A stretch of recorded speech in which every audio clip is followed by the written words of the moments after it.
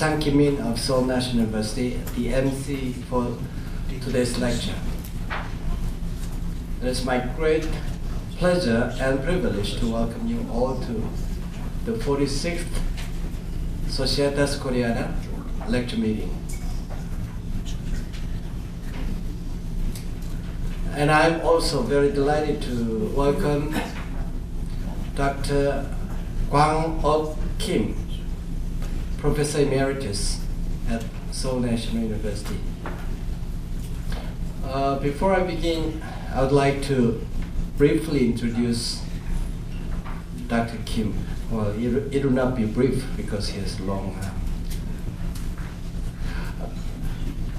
Professor Kwang Kim graduated from Seoul National University, where he read German literature and cultural anthropology for his first degree, before he obtained Master of Letters and Doctor of Philosophy degrees in social anthropology from the University of Oxford. He had taught anthropology at Seoul National University until retirement in 2012, last year. During the past 35 years of his academic life, he held various positions, including President of Korean Society for Cultural Anthropology, Director of Center for Social Science at Seoul National University, Director of Institute of Cross-Cultural Studies, and Director of Institute of China at Seoul National University, etc. Specialized in the fields of China and Korea, he has published numerous ethnographic monographs and articles on China and Korea, mainly focusing on such theoretical issues as politics of culture, history, and religion. Currently, he is Professor Emeritus at Seoul National, as well as Youngjae Distinguished Professor at Yonsei University, and serves as a member of Presidential Committee of Cultural Enrichment and Prosperity. His publication includes Chinese Peasant in Revolution and Reform, Everyday Life World of the Chinese, The World of Yangban, The Scholar Gentry of Korea, Politics of Culture and Local Power Structure, Andong and Andong Kim, and Reorienting Cuisine, East Asian Foodways in the 21st Century, which will be forthcoming. I believe we are in for a big treat tonight. Now, please welcome Dr. Kwang Kim with a warm round of applause.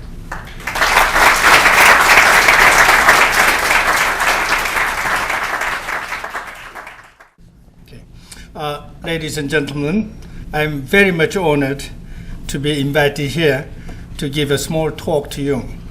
The topic of this evening is Korea a Confucian country? May sound unattractive at all and even very boring, because almost all of you here may answer yes to the question. Well, however, we are not surprised to see that the whole country of Korea is now full of huge crosses of Christian churches.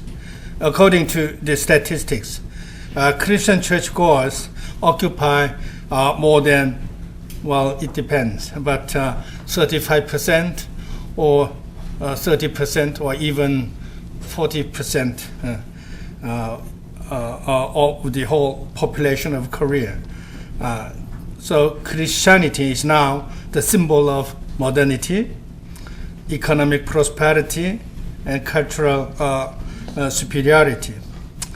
On the contrary, you cannot see any distinctive features of Confucianism in Korea, except the Temple of Confucius in the campus of Seongyungan University in Seoul, and some constructed legacies of old Confucian schools called Hyangyo, and traditional academies are called Seoul. These are designated as local cultural heritage in various countryside, but usually remain as an empty place except occasional visits. This is Myeongneundang in Seungkyungan University, and this is a very famous Tosan Seoul in Andong, but mostly they were very quiet.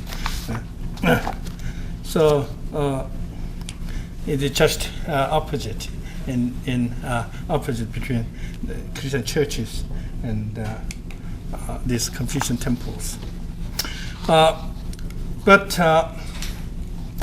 if you look around Seoul under your feet, at the top of Namsan Mountain in the evening, you can see thousands of neon signs of Red Cross indicating Christian churches. You see here many over there many Christian churches at every about 1 meter or 10 meters. There are so many Christian churches, and thus you come to think that Korea is becoming definitely a land of Christians.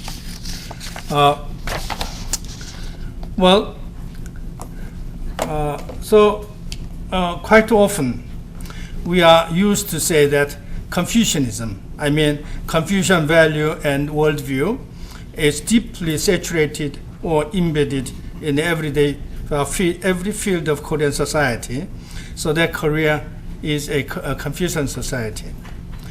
To this view, the so-called modernist groups of intellectuals has strongly challenged by emphasizing that contemporary Korea is profoundly dominated by Christianity and Christian value-oriented capitalism.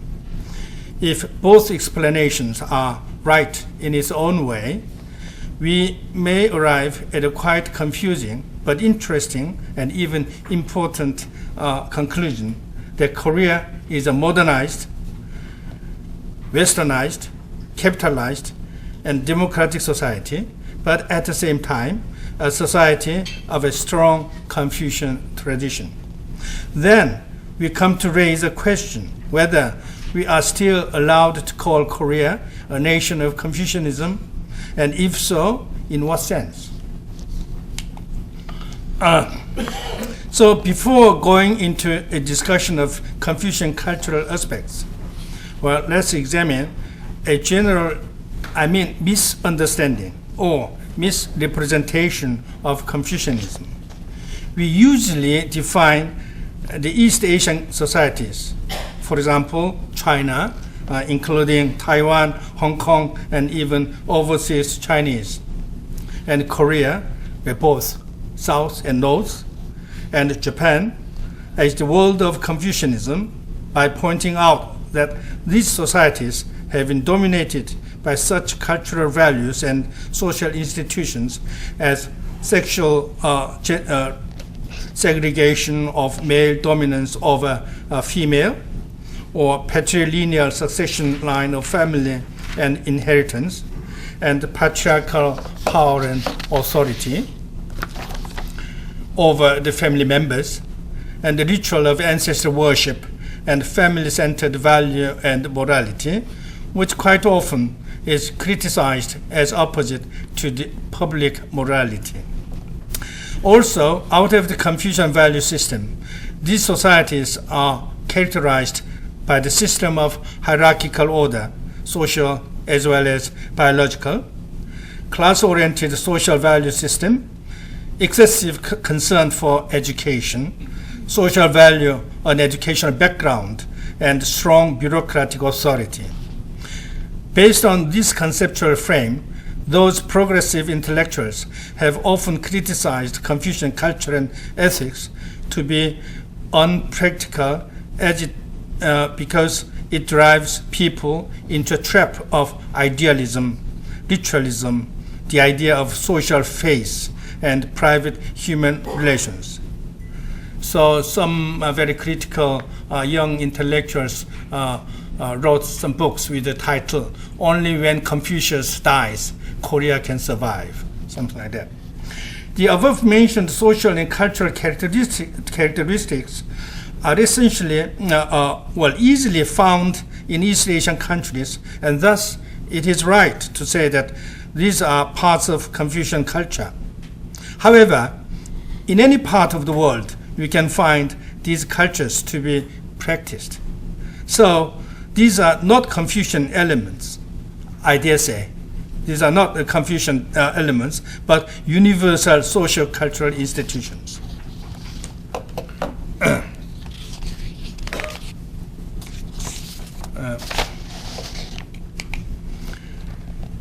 In this regard, we must rethink the core value of Confucianism. The core of Confucian teachings is phrased as, we call it, 수신 제가 치국 평천하. I put some Chinese characters because I expected some Chinese are attending here, but there's no one from China out of 13 billion population. There's nothing, no one in here. Anyway, this sushin, it means cultivation of one's self. From the cultivation of oneself, we can maintain the family in order. And if we maintain family in order, we can achieve the ruling the nation. And then, after ruling the nation, we can maintain the universe in harmony and peace.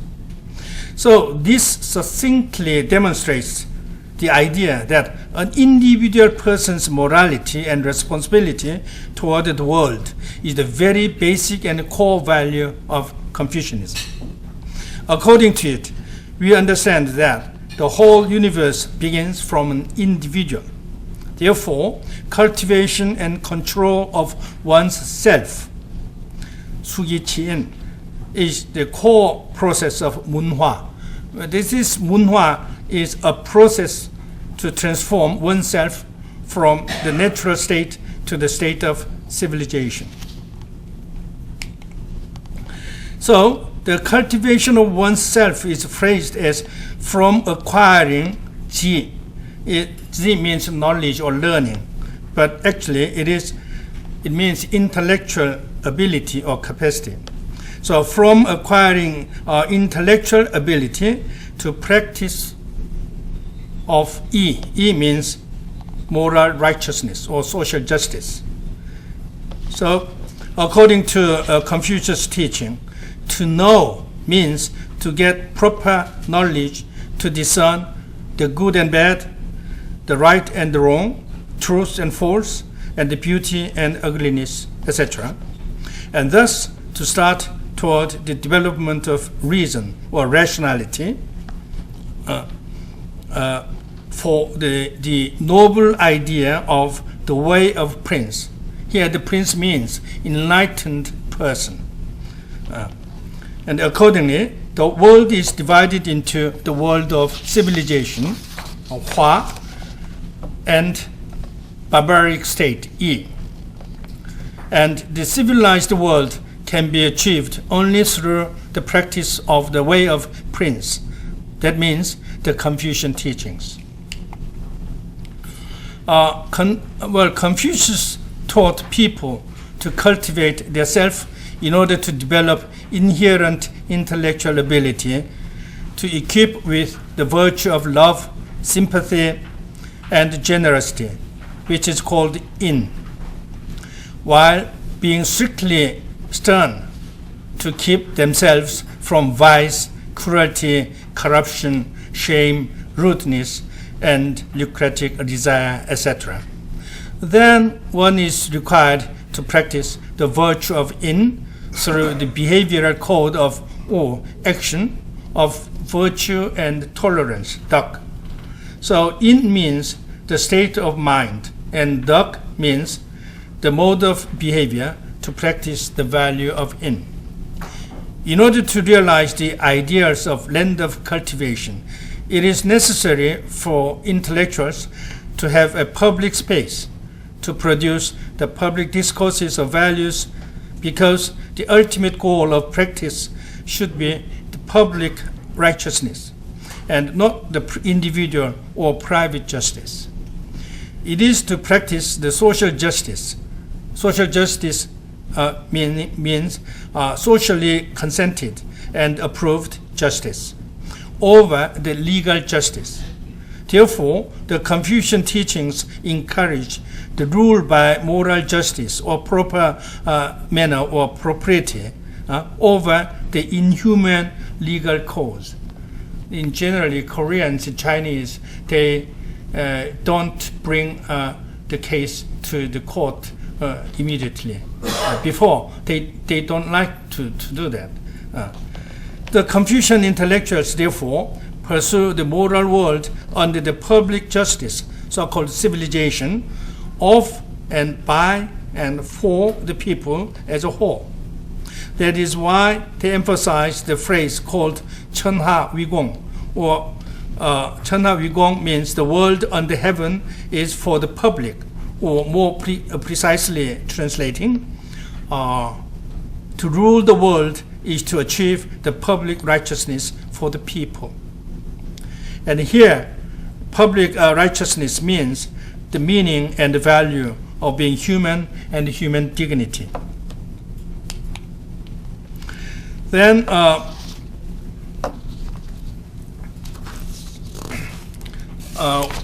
we see the model of Confucian rule from Joseon dynasty. It is interesting to know that this monarchy continued more than 500 years.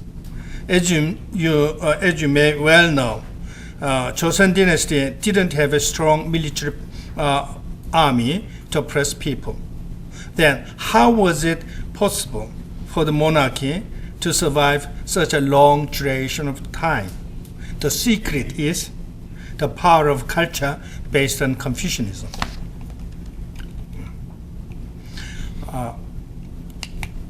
So in 1392, a group of intellectuals combined with General Lee Seung-ge toppled down the Korea dynasty in order to establish the ideal nation of Confucian civilization. The new dynasty was named Joseon, usually known in the West as Land of Morning Calm or Land of Fresh Morning. And based on the Confucian ideology of philosopher king, the new kingdom adopted a peculiar nature of governance.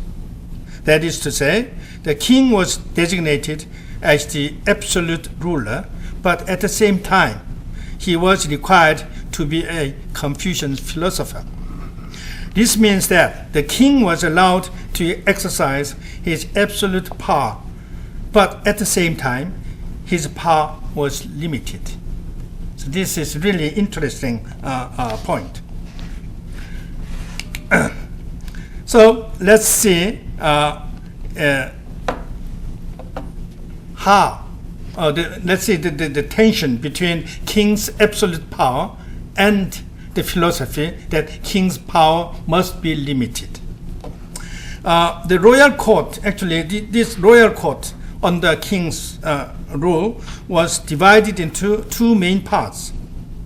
King led the administrative and executive government headed by 6 ministers. And 의정부, these two, 의정부 and the 6 ministers. And the latter, 의정부, was the highest state council to review the important policies to judge their legitimacy. Consisted of numerous present and former prime ministers and vice prime ministers and other nationally designated dignitaries. 의정부 gave advice and even demands to king's decision.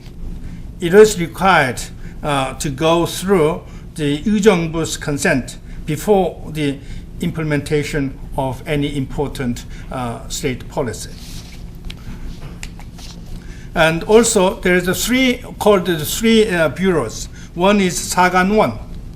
사관원 is a department to observe and correct king's behavior.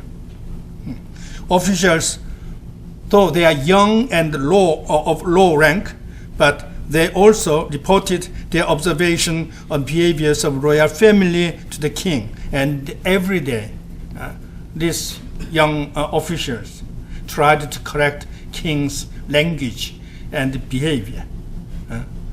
Your Majesty, according to Confucius' teaching, you must behave in this way, but today you violated the teaching and you must think of it, something like that.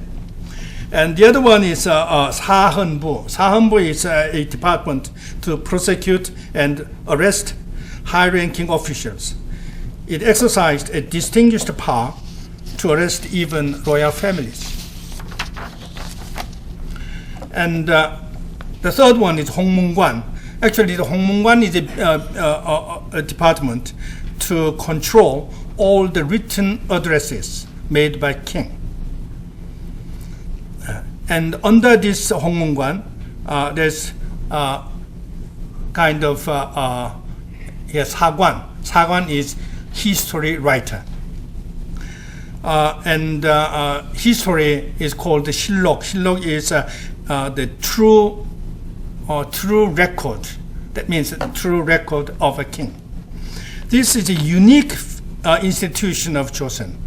This kind of institution we cannot find in China. It's only in Korea, in Joseon dynasty. Now, this tradition is still alive. So, as you know, now this is and the National Assembly and the whole field of politics in contemporary Korea is now they quarrel very strongly to the issue that record of late President Roh Moo-hyun's visiting North Korea, and the record has gone. So this is very, very serious problem now. So anyway, this the unique. Every important affair observed and reported at national level was recorded every day. At the death of a king, history recorders were appointed, and who selected items from the compiled records to write the history of the period the dead king reigned. Nobody, including the king, was allowed to have access to the history thus written. So the king himself should be careful in his behavior and dealing with politics as well as private matters in order to be positively evaluated in the history. Royal, and also there is another one is Royal Secretariat, 승정원. The Royal Secretariat was in charge of recording every details of conversation between the king and his visitors. Without the presence of one of the secretaries, any meeting between a single person and the king was impossible. The compilation of records and diaries of the secretariat was scrutinized when they write the official history of the reign of the dead deceased king. So the king's power is much, much limited and always under the observation of his subjects. And the royal, also, the king should be a philosopher king. So there is always there's a royal seminar.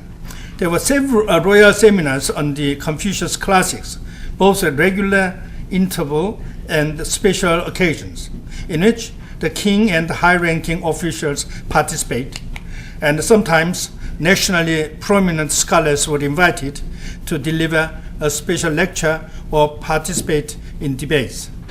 When you visit Changdeokgung, usually known as Secret Garden, you can see this place. This is the place where the king and high-ranking government officials and prominent scholars got together to have seminars. And the other one, very important one, is open appeal system. Open appeal system is one of the most distinctive institutions. It's the system of open appeal in which people, regardless of class or rank, people are free to submit written or verbal appeal to the king directly. Receiving an appeal, the king was required to make an immediate answer. If the king did not respond, then another appeal was to come up to the king, demand His Majesty's immediate response. And if he punishes those people, the appealing person, then another appeal comes up. So this institution gave the way for even those scholars living far away out of the royal court without official title and position to deeply commit themselves to the current national level politics.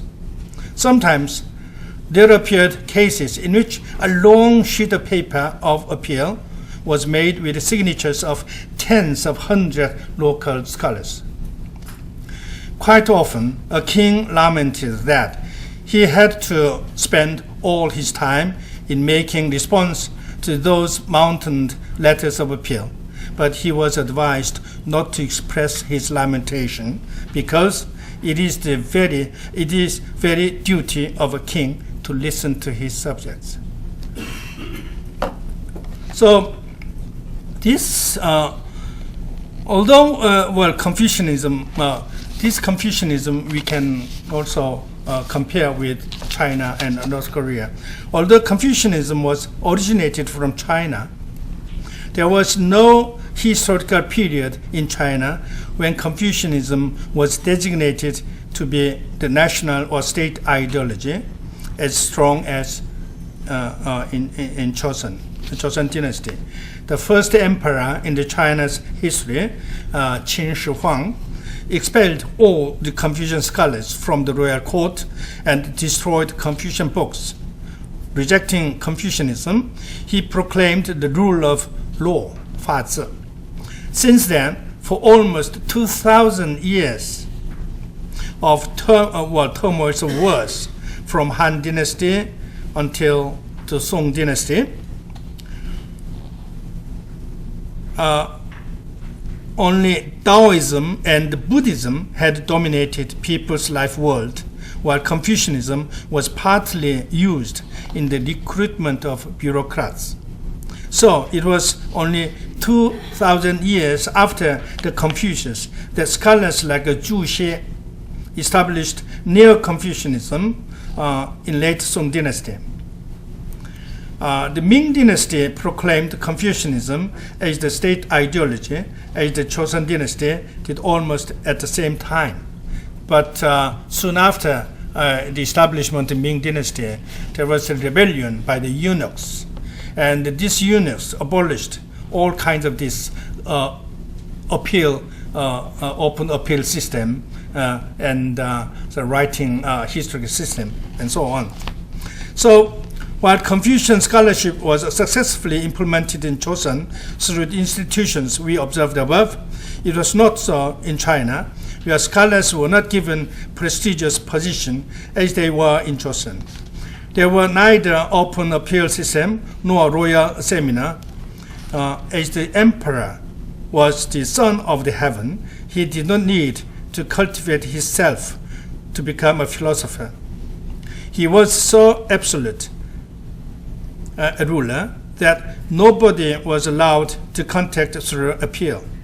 At the level of common people's world, Confucian ethics of family-oriented value and the loyalty to the state were emphasized only. So in the early 20th century in China, there were hot debates among young intellectuals on the issue of how to modernize China. Some insisted a possibility of modernizing China through revival of traditional culture of Confucianism, while some more radical young intellectuals organizing the May 4th movement insisted to replace the Chinese tradition with Western civilization. Many of the leaders in this May 4th movement became later the leading ideologues of the Chinese Communist Party. From the start of the PRC, therefore, Confucianism has been victimized under the official discourses of scientific socialism and through such political and cultural campaigns as anti-rightist movement, Down with For All's movement, the Great Cultural Revolution, and anti-Confucius and anti-Lin Biao campaign, etc. So, to sum up, although she produced Confucius, Mencius, and many prominent Confucian philosophers, China has never been a Confucian country in that Confucianism did not enjoy the supreme position in the state ideology. You can see easily in China, you can easily find the scene that the statues of Confucius are deserted on the roadside next to a public toilet or shooting game recreation grounds. Or shrines and temples for worship of Confucians in the past are now emptied to become a shabby shop for tourist goods. See here. While in Korea, the Confucian rituals and ceremonies have continued to make splendid cultural spectacles. Yeah. Some of you might think that North Korea is a typical Confucian country. You are right, if we count absolute power of the state leader, authoritative bureaucracy, or strong patriarchal authority, gender segregation, family-centered value, educational fever, etc., as the core of Confucianism. But if you admit the cultivation of individual's self toward the complete morality, public space for discourse on social justice, individuals' right and responsibility for the community as the core of Confucian values, North Korea, as well as China, is not a country of Confucianism proper. In a word, I would like to emphasize Confucianism is related with culture for an open society, rather than the authoritative state system. And in this context, we can easily understand that Confucian cultural tradition has contributed to the making of civil society of Korea, as well as the democratization of modern Korea. So, you also may understand now why the moral superiority of literati prevailed over military power in Joseon, Korea. Even in the modern history of Korea, we can see people's tradition of strong revolt against military power.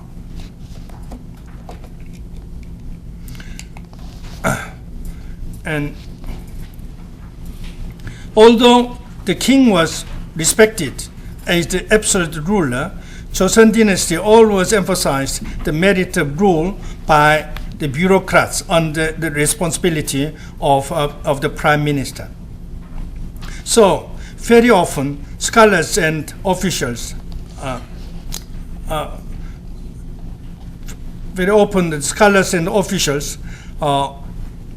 demanded the king to do the exemplary role of a philosopher king, leaving the administration in the hands of the prime minister. So, because of this political culture, there was always tension and even sometimes some forms of conflict and confrontation between the king and his scholar subjects. Confucian scholars always emphasize that the world should be ruled by the way of prince. That means the way of enlightened or cultivated man. So we call it Wang Dong. This is Wang Dong. Not by the naked power of the ruler, Pei Dong. So there are so many stories like that. The king,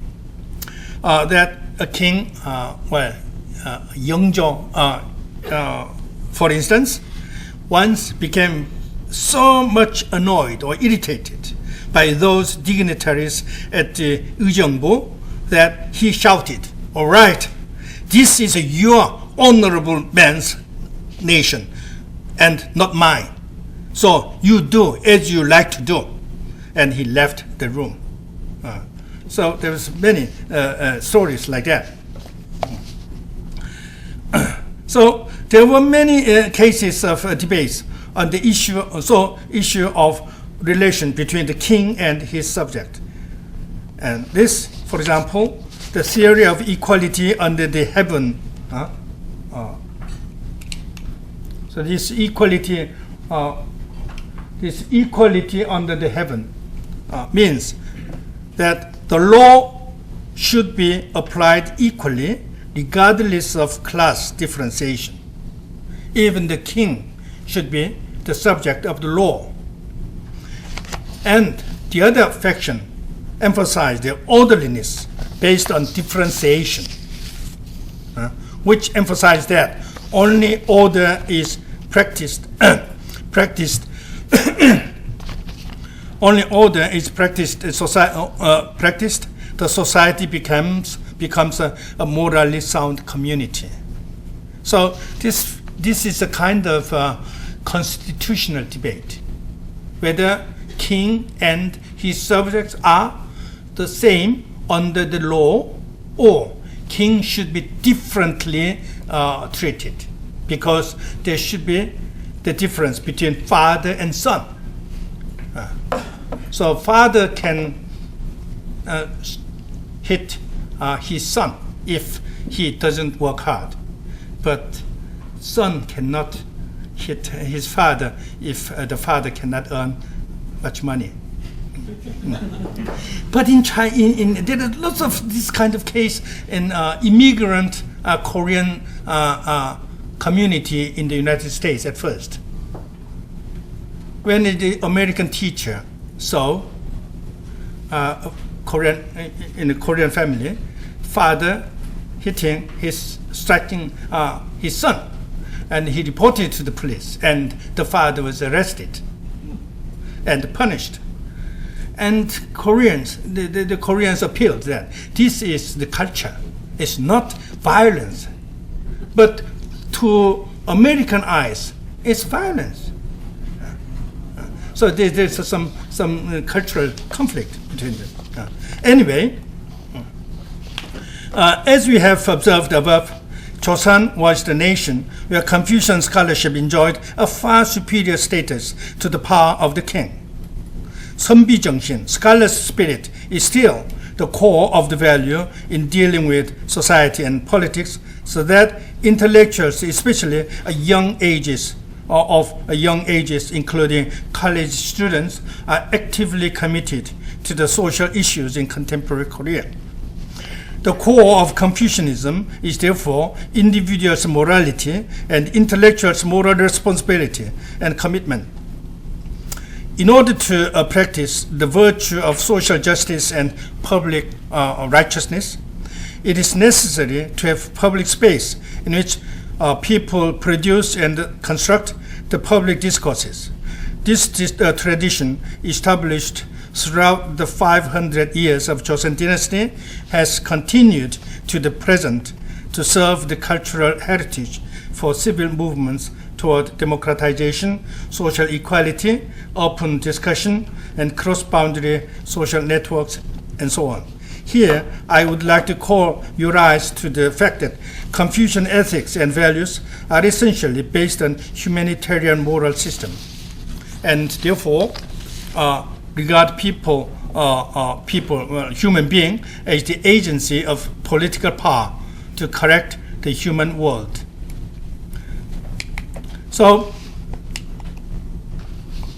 now you may argue that I am wrong to excessively advocate Confucianism in the modern society of Korea. Well, it may be argued that the modernization movement during the past decades was the process of conflict between Confucian tradition and Christianity, by which there have appeared a series of profound transformation in value and styles of life. It should be said that so-called modernity was made possible by the expansion of Christianity that introduced the new idea of human rights, democracy, equality, capitalism, science, development, and so on. Well, it is true that Christianity made a great and profound contribution to the modernization of Korea, especially in the modern history since early 20th century. But it should also be noted that the underlying driving forces of modernization came from the Confucian cultural tradition that emphasizes the value of education, morality, individuals' responsibility for the nation, and social justice, and so on. So this is why we see the high social esteem of scholars and intellectuals in Korea. Also, compared with the neighboring countries like China and Japan, there has been a strong tradition of social commitment of intellectuals in Korea. Out of their experience of losing their nations, Koreans have a strong sentiment to their nation, so that they are often regarded to be the nationalist. But at the same time, people are active in civil society movements and making public space and discourses against the state power. I don't deny the ever-increasing serious conflict between the Confucian tradition and the Western-oriented Christian culture, especially of the fundamentalist Protestant churches in contemporary Korea. Although Christianity appears to be the basis of a counterculture to the age-old Korean Confucian culture, it is interesting to see that the Confucian value and moral system is deeply embedded in people's life regardless of their personal religious belief. Just like Confucians, Christians are proud of their family history, and thus they are occupied by their family-oriented values. They pursue the elitism based on educational background. Although they criticize the traditional Confucian ritual of ancestors, they develop their own Christian forms of ancestral worship. Now, people come to distinguish people between Confucianism as a genre of philosophy and Christianity as a religion, so that there appears a ground for compromise. We see many cases in that people define themselves as a Confucian Christian or a Christian Confucian, sometimes jokingly, but mostly seriously. There are many prominent people from the Academy of Korean Studies here. The Professor Lee Bae-yong, the present president, has not come, but including her. I may imagine that they are all more or less Confucian Christians, in that they practice teachings of Confucius in their everyday life, and at the same time they worship Jesus Christ. Perhaps Professor Min Sang-gi, who is from a very I don't know, but I imagine he's a very Confucian elite family, but now goes to church regularly and observe the Korean Christian form of ancestor worship at home. So you may also read a very interesting article by Professor Munokpyo here on how people, especially women, of the Confucian elite tradition become the children of Jesus Christ and thus bring unprecedented conflicts, particularly in the field of ancestral worship rites. I'm finishing now. Because of time here, I should finish my talk, but I wanted to say that the core value of Confucianism lies not in the family orientation or patriarchal authority, hierarchical order, and gender segregation, but in the cultivation of individuals' morality toward the public good, social justice of political power, public space for discourse and communication, and value for human dignity.